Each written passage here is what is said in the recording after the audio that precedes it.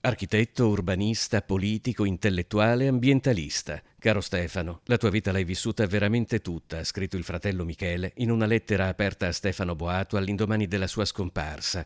82 anni vissuti intensamente e spesso pericolosamente, ha ricordato Michele, dalle discussioni alla Federazione Universitaria Cattolica all'occupazione di architettura che nel 67 aprì la via alla rivolta di Ca' Foscari.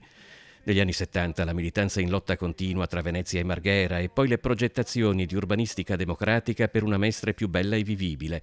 Negli anni 80 l'esperienza da consigliere e assessore della giunta guidata dal repubblicano Antonio Casellati. Decenni di impegno a tutela della laguna, di Venezia e dei suoi abitanti, ha sottolineato il Consiglio Direttivo Nazionale di Italia Nostra, con la competenza come professore universitario allo UAV, esperto in commissione di salvaguardia e per il Ministero dell'Ambiente e nelle file dei Verdi, di cui fu tra i fondatori.